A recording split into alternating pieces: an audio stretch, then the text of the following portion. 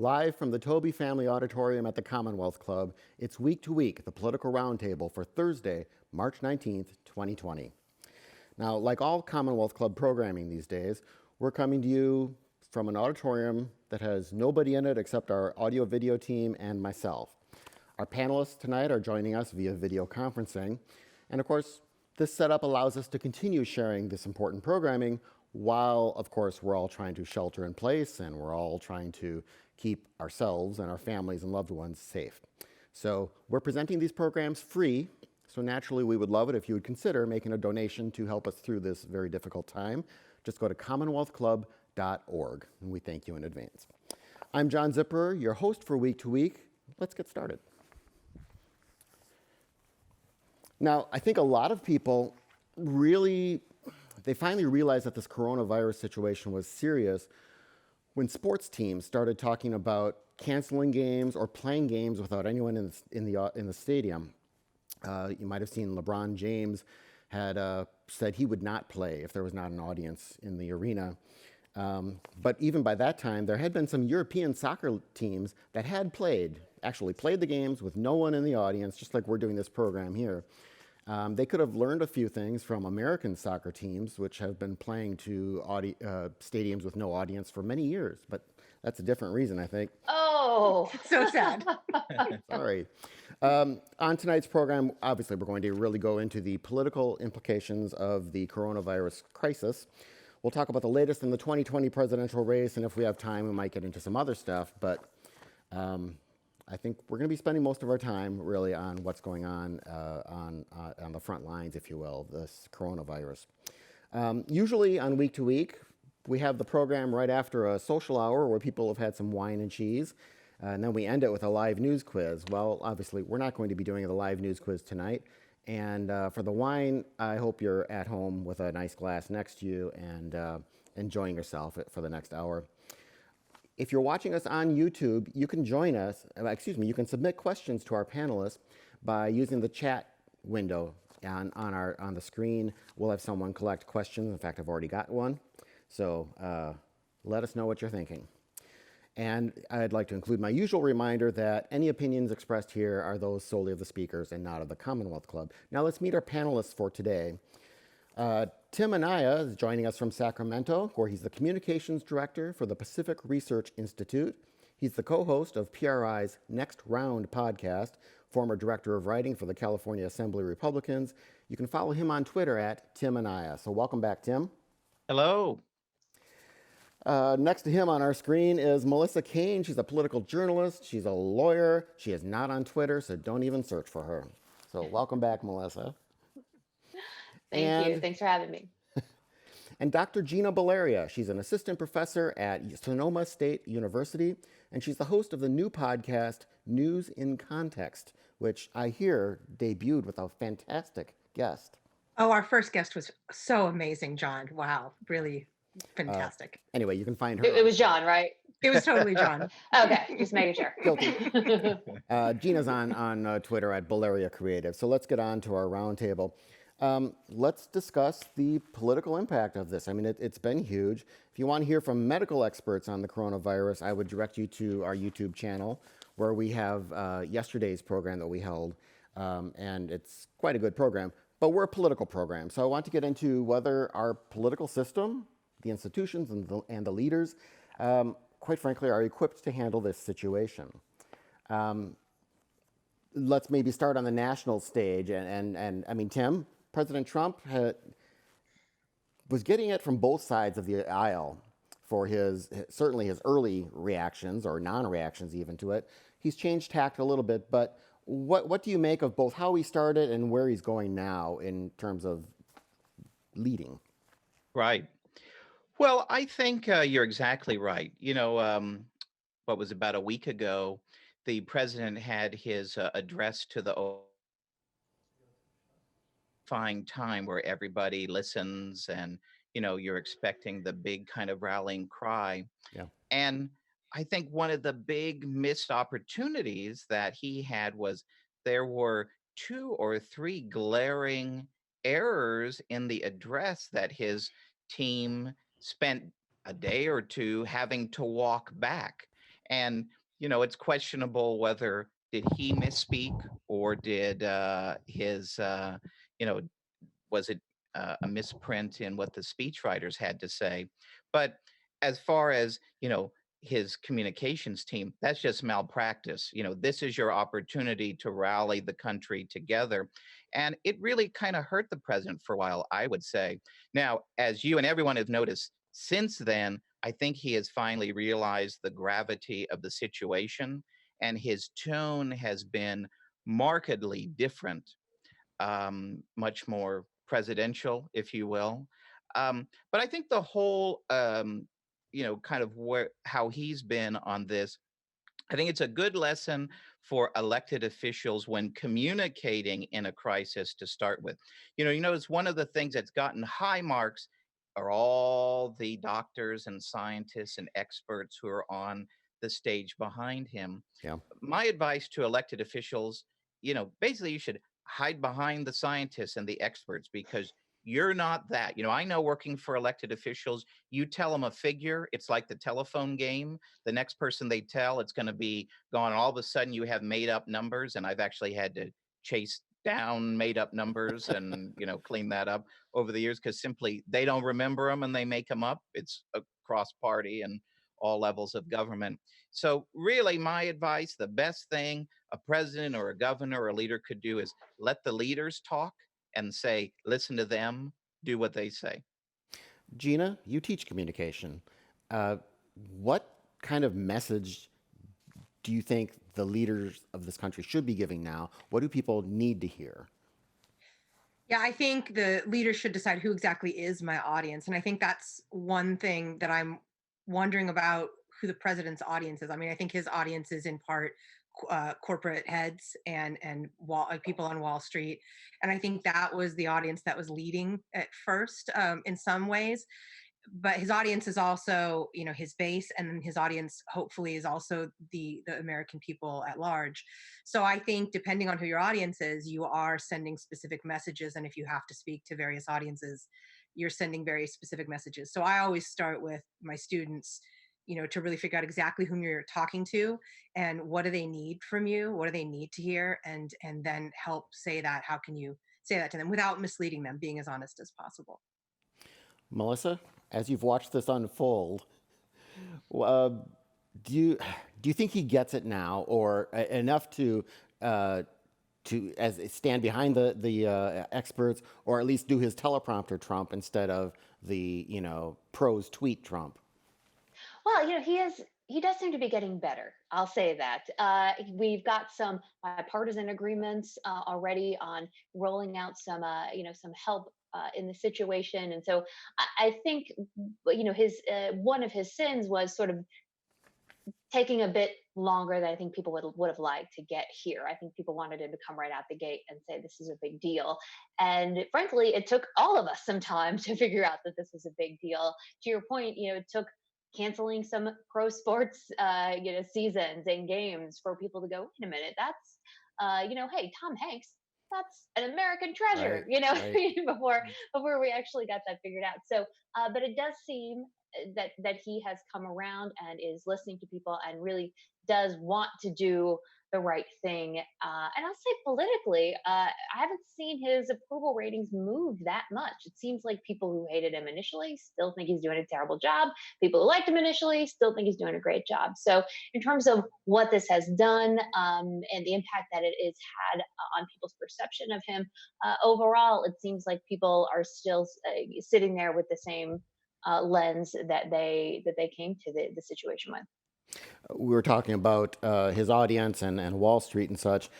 He made a number of, I think twice, he spoke like, I think in a hope that he would calm Wall Street, which has obviously been up and down and up and down and all over. And literally they had to stop, the floor from working for, was it 4 times within 2 weeks?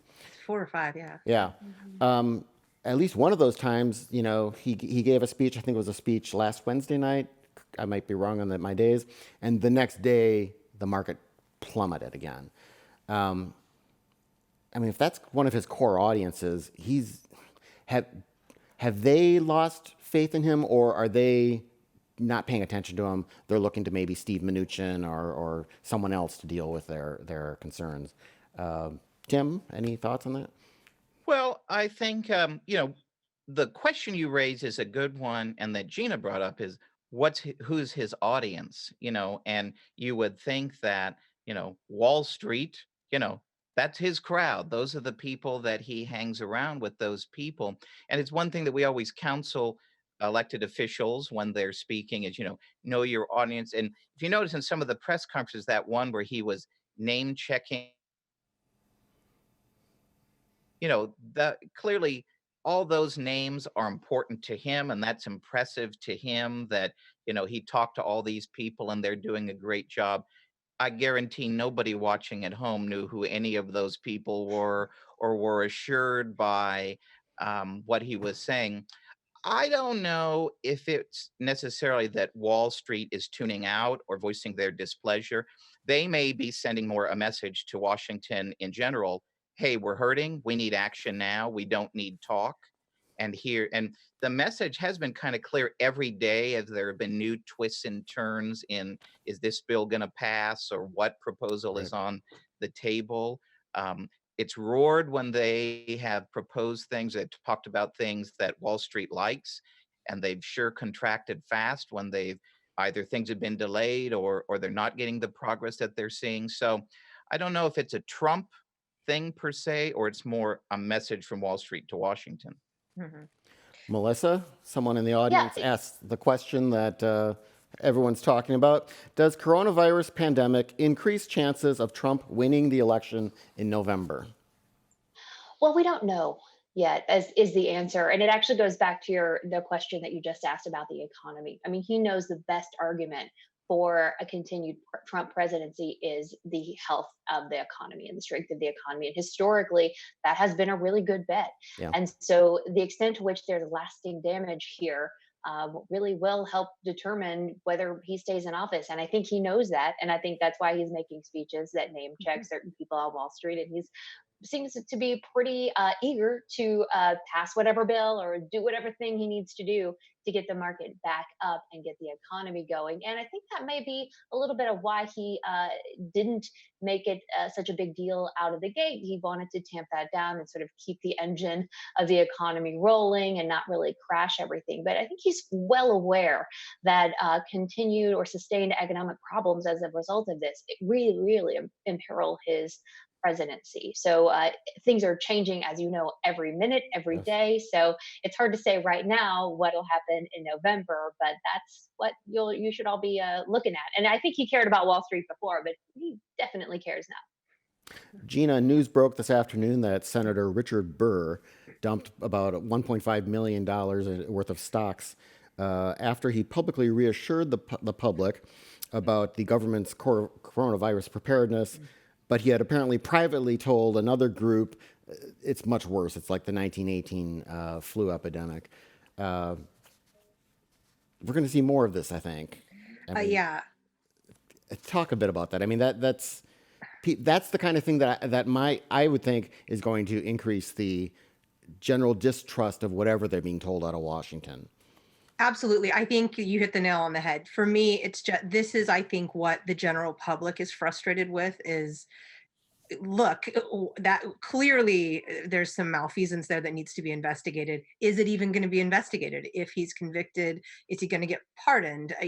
There the mechanisms of accountability seem to be tenuous at this point, or people don't feel like they're or not even people don't feel. I mean, they clearly people who've been convicted are pardoned immediately, etc. Now we have another very seemingly very clear and specific example, and I think honestly, that is sort of maybe an example of the larger issue of distrust, which potentially could be why Wall Street has been plummeting so much, and why there's been so much sort of fear is because people don't necessarily feel like there's a steady hand at the wheel. No matter what, this was going to impact the world. No matter what, coronavirus was gonna have an impact.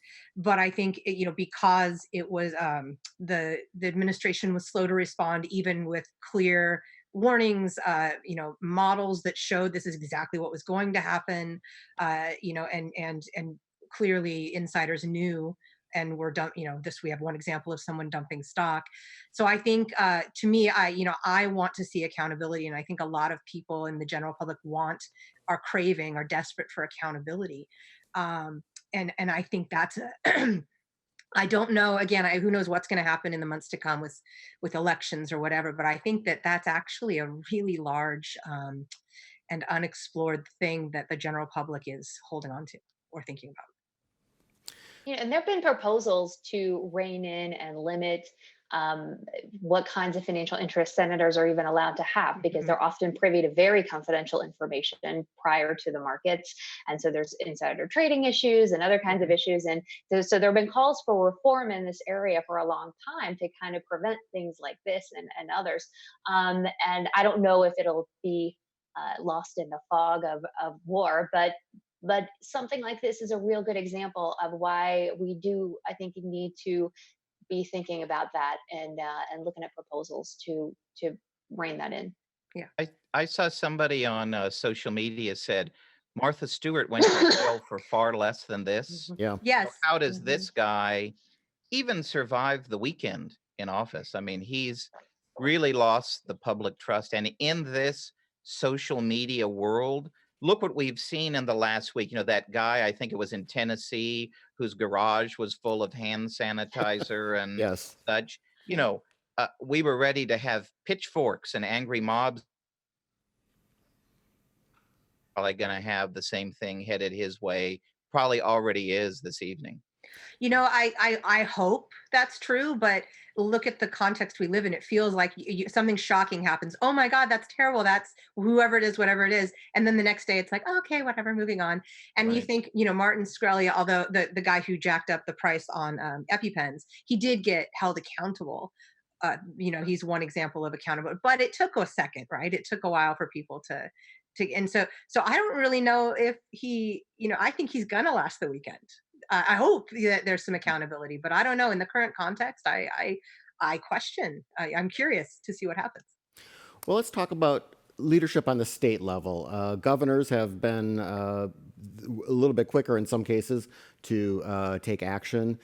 Some of them, the Republican mayor of Maryland has received praise for being forthright, teaming up with the scientists and the health officials. Um, Others, I don't really know what's happening in New York. If you've watched basically the feuding between New York Mayor de Blasio and New York State Governor Cuomo.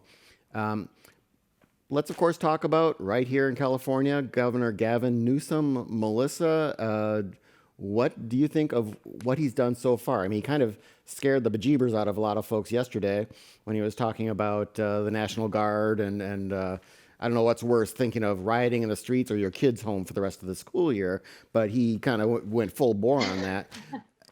How would There will you? be riots in the streets if kids stay home too much longer. I That's think right. But how do you think?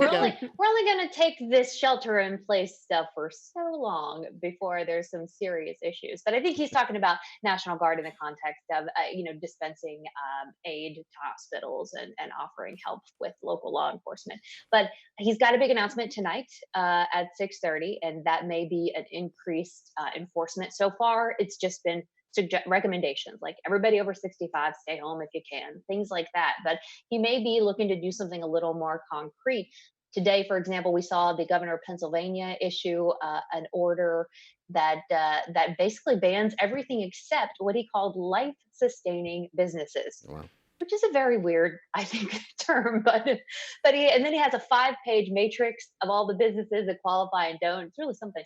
But it's a very forceful order, and one that is backed up by police power. And so you may see the governor of California moving to something a little more definite, because right now, to be fair, for a lot of companies who are operating in California, you've got 20 different at least shelter in place orders all over the state.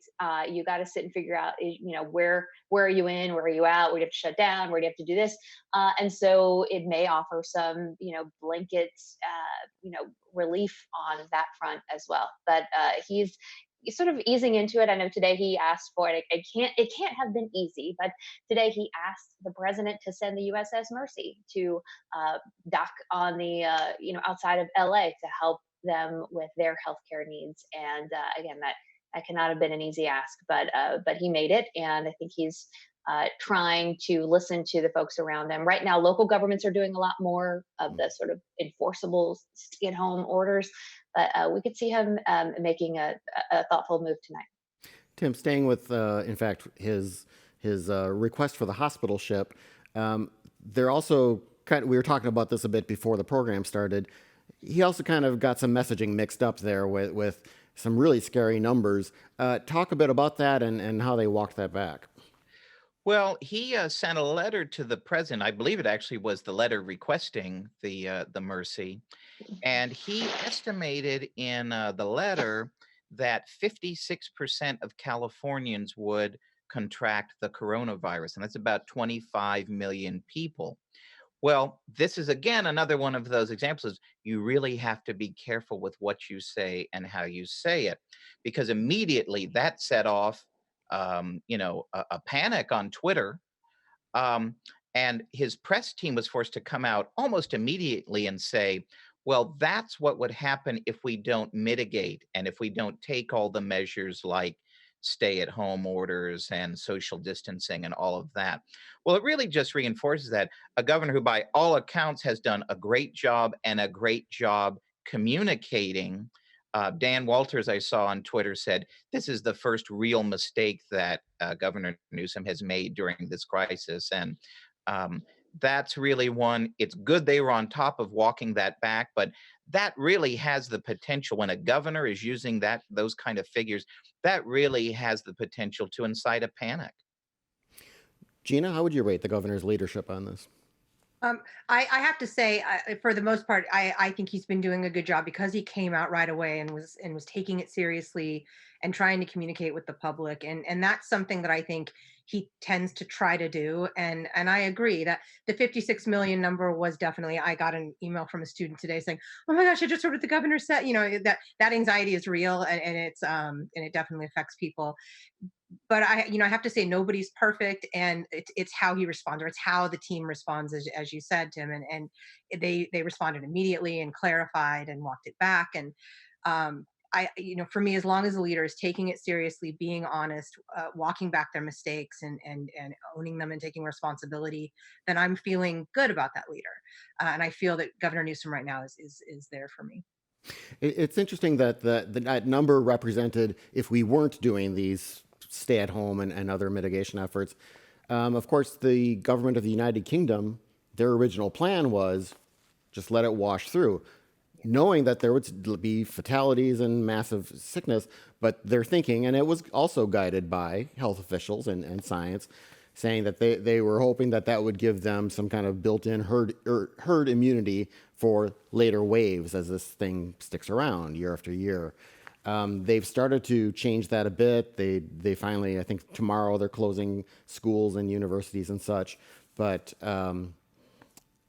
there are other approaches, and when you hear some of these numbers, that you almost kind of wonder all these things that we're doing, all these changes we were making that are absolutely destroying some businesses and nonprofits, and it's really hurting people. So individuals who are sole proprietors who are working the gig economy. I mean, they're flat on their back.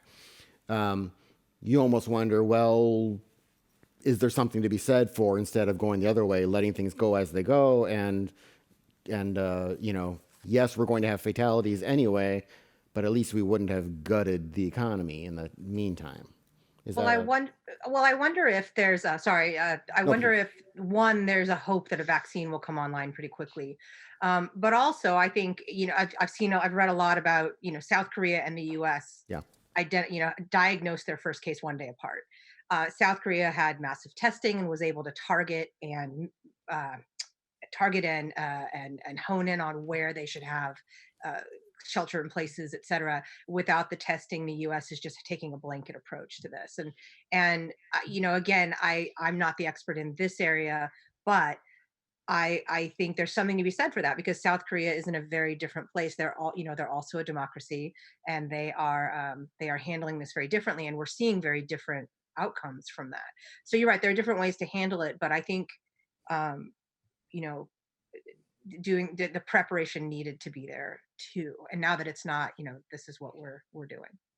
Melissa, I think, Well, and please go if ahead. you talk to economists, they'll have different opinions about do you send checks to everyone? Do you lower the federal interest rate? These all vary, but one thing they all seem to agree on is that you got to deal with the thing, right? The thing is the thing, and the economy. Like people can have money, but if they can't leave their house to spend it, like what is the point of this? So the idea is let's focus on, to your point, Professor, about testing. The problem that we need to solve is that people have this and don't know it, and then they're spreading it. So we have to figure out a way to alert people, or to let them know, and sort of let us know before they go into certain buildings how, and if they're infected. And that is where the money and the resources and the attention should be. In addition, we have to do what we can to sort of keep the machine clunking along. But in terms of where the focus needs to be, even economists say, fix that, and everything else will come right back. Tim, where do we put the blame on the fact that we have so little testing? I mean, is this a presidential issue, Trump, Obama, or something else? Or is this a state issue? Is it private hospitals? I mean, why are we doing so terribly? And South Korea, Taiwan, both doing so much better. Right. I think in some case it is did we take it as urgently right up front as these other countries did? Keep in mind the South Korea and others, this isn't their first rodeo here. They've had other, pandemics that they've had to deal with. Um, from what I understand, some of it was getting a test that works, that is correct, that it's not an easy test. There's two parts to it, as I understand. There's a lot of, getting the raw materials for that as well. So part of it is just, do we have a test that works? And then the other question is, do we have the infrastructure in place to make all of the tests all at once? We've had a lot of discussion of the issues with China. One of the things that in a global economy, a lot of medication is made in China. A lot of, goods in general are made around the world. So, do we have factory capacities in the United States with all the raw materials to make all of these things all at once? These are hard questions for any elected official and, national leaders, whatever the crisis is. I will say one of the things in communicating it is, the first week, last week, when the president got pretty poor marks for his communicating, there was a lot of, we're going to have 1 million tests tomorrow. We're going to have 5 million tests at the end of the week. Well, on the ground, we still don't have any of that. And this week, we're still dealing with this test issue. Governors, states are, I believe the UC system is working on or has set up their own test. Yeah. So really governors and local officials are almost having to triage and figure out on their own, how do we get tests? How do we get enough? And who are the people who should be prioritized in getting tests? I think one of the interesting things that NBA players seem to have all the access they want to these tests. How are they getting them? But folks who are in need and have all of the symptoms and should be getting the test, they don't have them. So I think the bottom line is probably a failure at all levels of government, and we're just not geared in the United States for this kind of thing. And now, hopefully, one of the results of this will be we'll have that kind of thinking and capacity and infrastructure in place. Tim, I want to stick with you. We can get into some of the national stimulus and response legislation that's being talked about. But first, well, what I'm getting at is when people start talking about $1 trillion and things, and you're like, aren't we like already $800 trillion in deficit or whatever? Can we handle that? Well, presumably yes. But on the state level, what are our resources like? And you wrote about this earlier this week on the PRI website. What's the situation like? Are they going to be strapped? What is their capacity to handle whatever these costs are likely to be? Well, it comes at a very interesting time in the budget process because right now is when a lot of the heavy lifting is done on the budget. So for our viewers who aren't as familiar with the budget process, the governor proposes his budget in January. We kind of debate it during the winter and early spring. The governor proposes an updated budget in May, and then the legislature adopts it by June 15 because they all want to be paid. Um, so right now we're kind of in the heart of when we're going through, what's the caseload? What do we need for this? What do we need for that? Um, what the downturn in the stock market highlights is the long-term budget problem that we've had in this state for the last 2 decades, the boom and bust budget cycles that we've had that are driven by our over-reliance on capital gains and the stock market. So this run here where we've had, the stock market drop several thousand points, it means we're going to lose billions of dollars in revenue that we're counting on for the 2020-2021 budget. Now, there is some good news. We have in 2014, my former boss, who's probably watching right now, shout out to Connie Conway, the former Republican leader in the Assembly. One of the things that she fought for and brought Democrats and Republicans together on was a rainy day fund. We'd had one that had a lot of loopholes in it. Now we have a strong rainy day fund reserve. And thanks to Governor Brown and Governor Newsom and smart decisions by the legislature, we have about $20 billion in the reserve. So that'll cushion the budget pain that we're going to have. You can only use about half of it in the first year of an economic downturn. So potentially there's about $9-ish billion that would be available if really the bottom falls out. Now, I worked in the legislature in 2008 and 2009 when we had the worst budget crisis ever. We had to solve a $68 billion budget crisis over 2 years. The governor said the other day they forecasted a little bit for if we had a mild recession. And he said it was worse than 2001, but less than 2008-09. I believe the figure he used was a $70 billion over 3 years, a $70 billion hit to revenue, Wow. about a $40 billion hit to the general fund. And he said, we're the best positioned we've ever been to weather that kind of budget. But he said, if it's worse, and you could probably argue we might be at the tip of it's worse, then it's a different conversation. Then we would necessarily be talking to the federal government bringing in assistance to the states. So we will see in the coming weeks. We just don't have the numbers yet. The legislative analyst put out kind of a teaser post the other day, and he said, we don't have numbers yet, but for sure this downturn in the stock market will cost us several billion dollars in revenue. The last point, the legislature passed a little over $1 billion in emergency assistance for the state, 500 billion or 500 million immediately, and then they gave the state the ability to tap another $1 billion, as needed in $50 million chunks. So we've taken the first, and they also passed some things to give school districts some breathing room on making sure they're whole by not holding classes. So we have some emergency plans that are in place, but I would stay tuned and prepare for a radically different budget in May because the outlook and our priorities and needs in May and our revenue levels are far different than in January. Melissa, where should the state government be spending that money?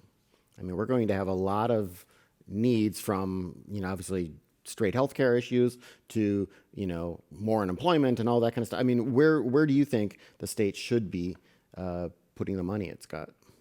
Well, on some level, the state doesn't have a lot of choice, right? I mean, they're going to have to pay for, Medicare costs, for example, that go up. They're going to have to pay for increased, unemployment costs. And I think I read that the website for the Economic Development Department it crashed the other day because there's so many people trying to apply for unemployment benefits. So on some level, they're not going to have too much of a choice. Actually, one thing that the governor did last year, he talked a lot about. I remember interviewing him. He kept talking about it. Was that in the budget? There was a big surplus in last year's budget, but he tried to put that surplus into one-time spending. So fixing rooftops on schools, for example. So not ongoing obligations so that the loss of some of that revenue from over last year, for example, won't be as painful because there aren't ongoing obligations. And so we could probably get away with a smaller budget, a smaller budget in the coming year a little bit because of the way the governor structured the way the budget was over the last year. So hopefully that will also help. But a lot of this is just cost that the state has to incur, and making sure that they have enough to cover those ongoing and mandatory obligations. Gina, kind of the same question to you. I mean, we're seeing, we all know, and maybe we are ourselves hurting from this. Where do you think, and what should the government be doing? How should it be addressing, the people who are unemployed, the people who are their businesses are out, or they're even not unemployed, they're just extremely underemployed right now. What can and what should the government maybe be doing? Yeah, I think I agree with what both of my fellow panelists have said, and I think, in a lot of senses they're going to have to deal with healthcare issues. And I'm one thing that might come from this is that we finally deal with what we need to what we might want to do better with healthcare. Um, and then of course unemployment. Now that I'm in education, I hope that education, is spared, in this process. But I understand, the priorities have to be on people's health and people's well-being, and those needs people have that are critical and foundational. So I would say we need to focus there as much as we can. Okay. We've talked a little bit here and there about mayors, but mayors really have had to step up and make some sometimes pretty dramatic moves here in San Francisco. Mayor London Breed putting a moratorium on evictions, as well as taking other steps, obviously the shelter in place such. Should mayors be the ones on the front line in that? I mean, should they be getting more support from, I would think, particularly the state, or is this kind of a matter like Rahm Emanuel says, well, it's the mayors who actually are the ones who are the closest to where the problems are, where the constituents have the needs. Any thoughts, Melissa? Yeah, I mean, just from a federalism kind of standpoint, not to try to give a civics lesson here, but the police power is supposed to reside at the closest point to the ground. And so if you're talking about who's going to send literally the cops out to arrest you if you're walking down the street, ideally that's not coming from the president, right? That's coming from your mayor. So it can be a very targeted thing, because you can see, for example, how a shelter in place order for San Francisco is not going to work in a rural county where there's just a few thousand people. And so making sure you're tailoring it based on the actual circumstances of your community is important, especially when you're doing pretty dramatic things. I'll give you an example. The northern North Bay counties like Sonoma and Napa, their shelter in place orders actually exempt more agriculture than San Francisco, partly because San Francisco doesn't have much, if any, agriculture, but also because it's just a different need in that community, and they felt like that could be conducted without running afoul of the CDC's suggestions. And so, doing those kinds of things, making sure it works for your community and what they need, I think is really, I think is important, and I think they should have the support of the state and federal government and the county government. But those aren't necessarily decisions you want to have made at a high level. Tim, do you agree? Yeah, I agree. I think too, where mayors can play, and in California, county supervisors can play an important role is you're really giving voice to what's going on in your community. I've been impressed, and normally I have a lot of quibbles with his policies, but Mayor Steinberg here in Sacramento, what I thought was one of the more impressive things that he did, he actually went to one of the Raley's distribution centers here in town, and he was with the chief operating officer for Raley's, and he showed, look, folks, there's a lot of food here in the warehouse. There's going to be food for you when you go to the store. You don't need to hoard and buy a month or 2 months worth of food. So I think, you know, they can really play an important role in kind of keeping people calm and also responding more nimbly to the needs of the community. I would say on the point of the statewide versus the mayors, it can cut the other way. We've seen in Florida, Governor Ron DeSantis has gotten a lot of criticism for not shutting down the beaches. We all saw that Mm. crazy video with the "If I get Corona, I have Corona" kid.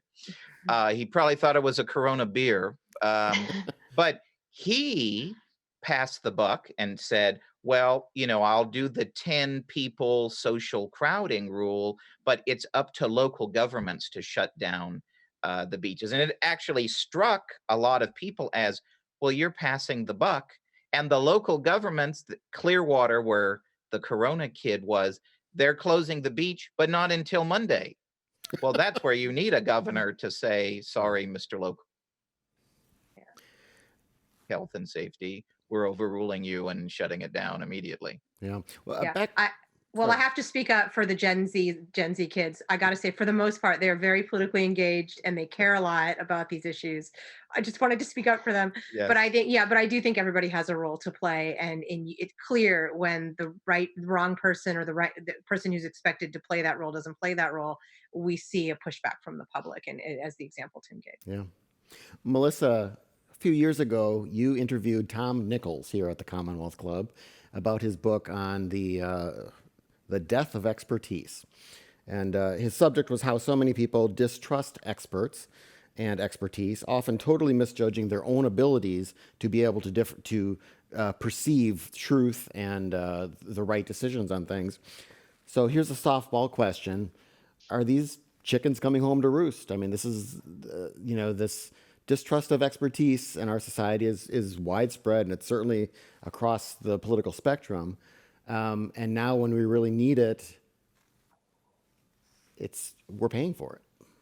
Well, it's actually, when you talk to people who would rather Google things or just watch random people on the internet, rather than go see an expert. The example, I mean, the trump card you always can play is like, hey, would you go see a doctor who, or would you rather just like, Google your own, treatment? And so doctors have always been sort of the ultimate, unassailable, ideally, group where you say, I'm not going to go in for surgery with somebody who's just been on Google. I want someone with experience and a degree and certifications. And so now here we are. And this is exactly the kind of situation where it really, when it matters, when it is life and death, people have to realize that expertise matters when your health is on the line. And it's one thing to say, oh, I don't believe, the chairman of the Fed, and I'd rather believe like my friend Fred down the road. That's fine. But people are starting to realize that it is the extraordinary circumstances that lead us into an extraordinary fear, that lead us into seeking out the help of experts. It is and I don't think any expert is happy about this. I think they wish it hadn't happened, but at any rate, they're certainly benefiting from a renewed interest in people with actual experience and degrees and certifications. Yeah, there's an op-ed in the Washington Post today from, I'm looking at my other computer to make sure I get it right, Stuart Stevens, who was a Republican political consultant, who basically said, that this was a strategy to try to minimize expertise as part of a larger strategy. And the title of the op-ed is "Republicans Like Me Built This Moment, Then We Looked the Other Way." So he has a very interesting perspective on, these were some of the strategies that we sort of saw coming and yet thought this was politically expedient. And again, I generally try to be nonpartisan, but I think in a moment like this, where people's lives are actually at risk and where real harm can be done, I wish we could have the frank conversation about how certain members of the public or certain leaders have been characterizing experts and things like that. And I want us to be able to have it, but of course it comes off as sounding partisan. And I'm hoping in this moment, as Melissa says, that maybe we'll all sort of remember, oh yeah, there's a reason why we want the experts. And Okay. I would say, Go ahead, Tim. kind of on that point, um, I've been thinking back to a debate that we had in Sacramento last year where, you know, it was kind of that weird place where the far left and the far right meet out in the nether region somewhere on vaccines in California. And Yes.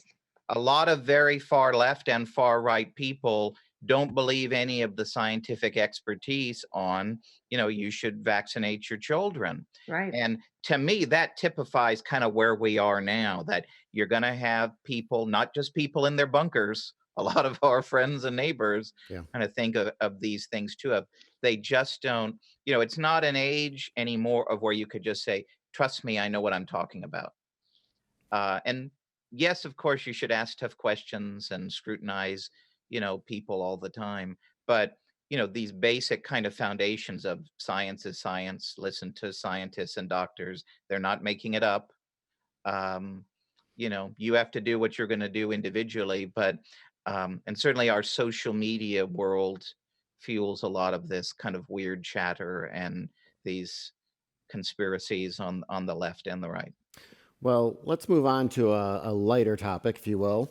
Gina said she didn't want to get partisan, but let's talk partisan politics for a bit. I want to check in on the 2020 race. So much has been happening in the primaries on the Democratic side. On the Republican side, not so much. I mean, we expected, of course, Donald Trump will get the nomination. He's already clinched the delegates he needs.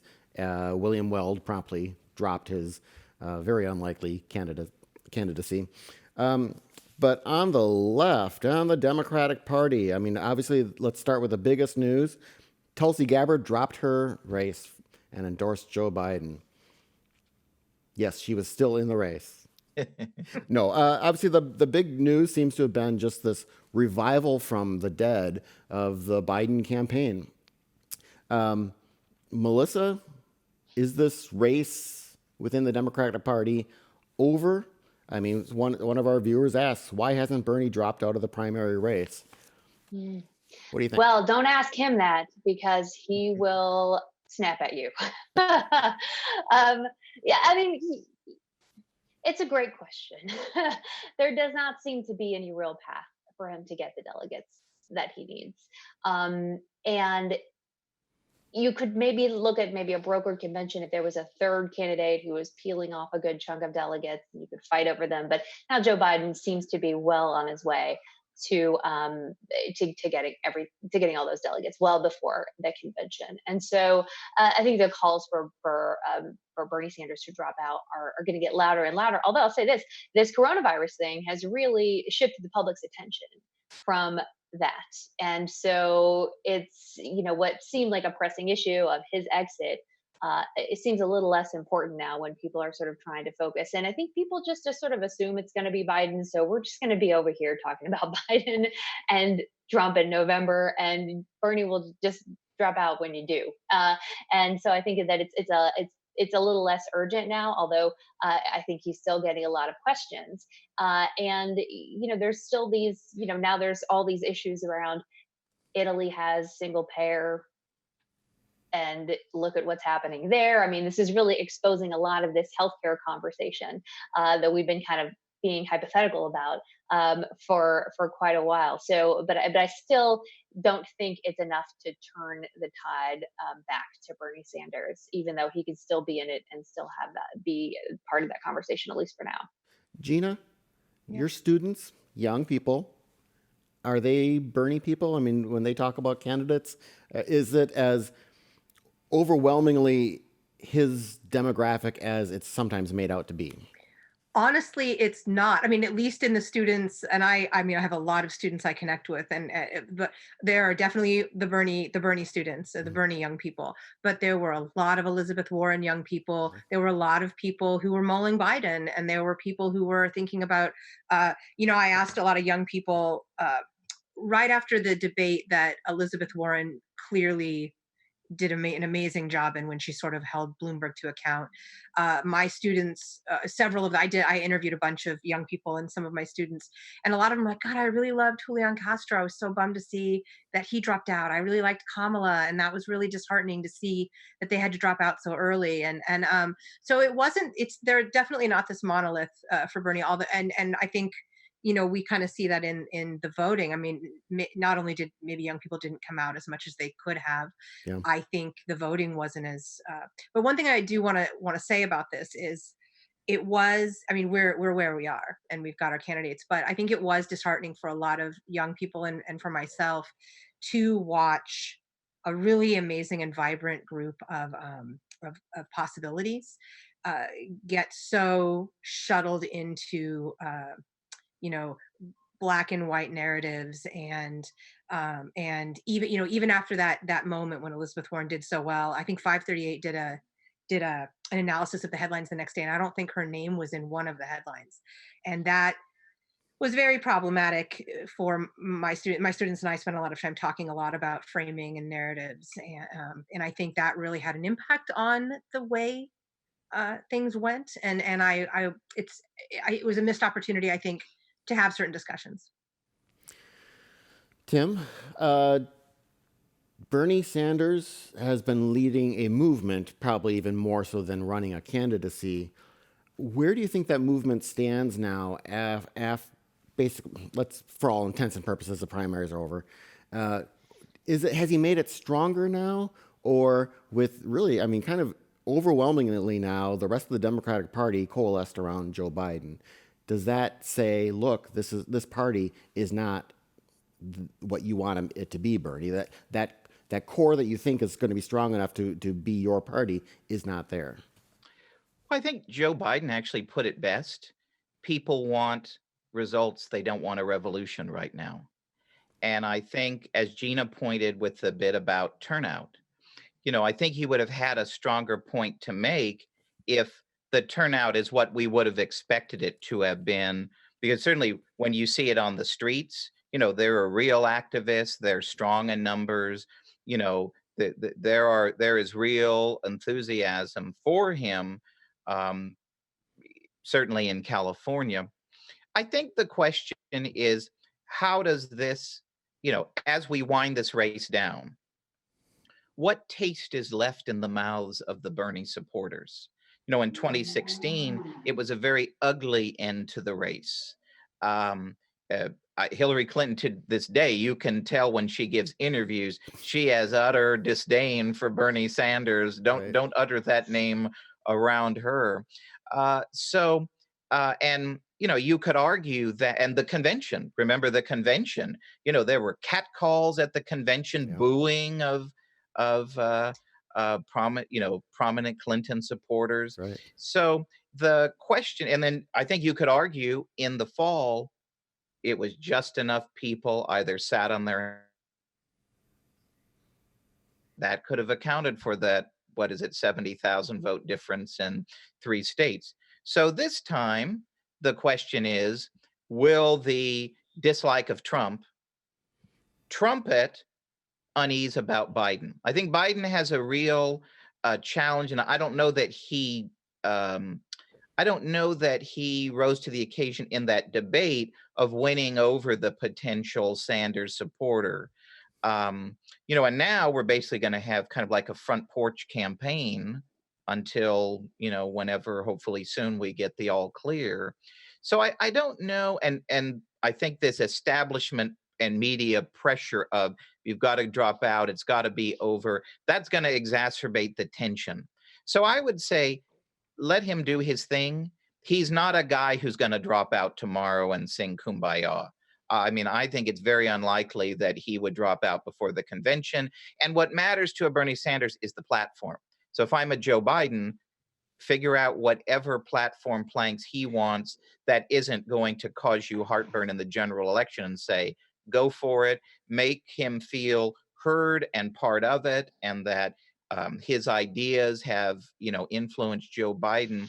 Then hopefully, they will be energized and active and enthusiastic for Joe Biden in the fall. That's the key. It's not just that, hey, we're okay with it. You need them enthusiastically involved in the campaign to have any chance to win the general election. On the probably safe assumption then that Joe Biden will be the nominee, let's play some parlor games and let's start talking who might be a good running mate for him and who is a likely to be in the pool of running mates. Melissa, any thoughts on that? Well, normally the conventional wisdom is that the vice presidents don't matter. They don't really move the needle. But when you have two candidates who are in their 70s, it actually does play into a lot of people's minds. And so, also, the conventional wisdom is you're looking for someone who's going to get you a constituency that you need, right? Maybe one that you don't already have. And so, if you're a Joe Biden, a lot of people have said Kamala Harris. I'm not sure she gets him a new constituency. I don't know what else she is going to bring in that for folks who weren't already going to vote for Joe Biden, and so maybe an Amy Klobuchar, somebody Midwest, smart, did a great job in the debates. Somebody who could really help him, because frankly, if the Sanders folks, some of them are going to stay home. That's just the truth. To counter that, you got to get you got to get more people in the middle. You got to get more independents. You got to get more, maybe some Republicans who go, well, you're not so terrible.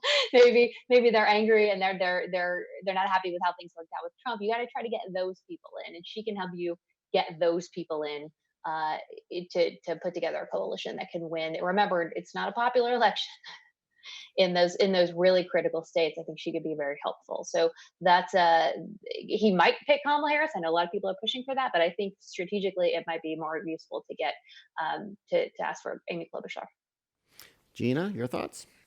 I think if you want to try to make an effort to get the Bernie group, then maybe Stacey Abrams from Georgia. I don't think that's what he's going to do, and I'm not quite sure. I mean, I would love that, but I'm not quite sure it's the best choice. But I think that at least she is someone that the Bernie crowd would be like, oh, okay, well, okay, I like her, and potentially keep their eye on the ball a little bit. I've heard Kamala a lot, and I think what Kamala does bring is she's a prosecutor. Even though she's from California and maybe doesn't have that Midwest connection, she has the credentials to get that middle of the road crowd maybe engaged a little. I'm surprised you didn't say Elizabeth Warren. I want that, but I don't think that's realistic at all. I think Warren is fantastic and pragmatic and has amazing ideas. I think she's probably I'd hate to lose her in the Senate. And I also think she's also up there in years with Biden and Trump and everybody, and probably he should counter with a younger VP. Okay, Tim.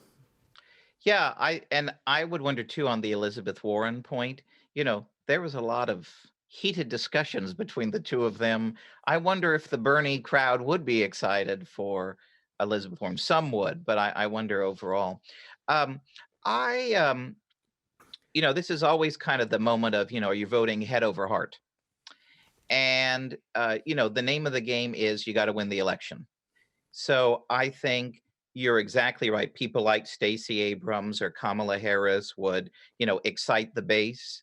But is it going to win you Michigan? Is it going to win you Wisconsin?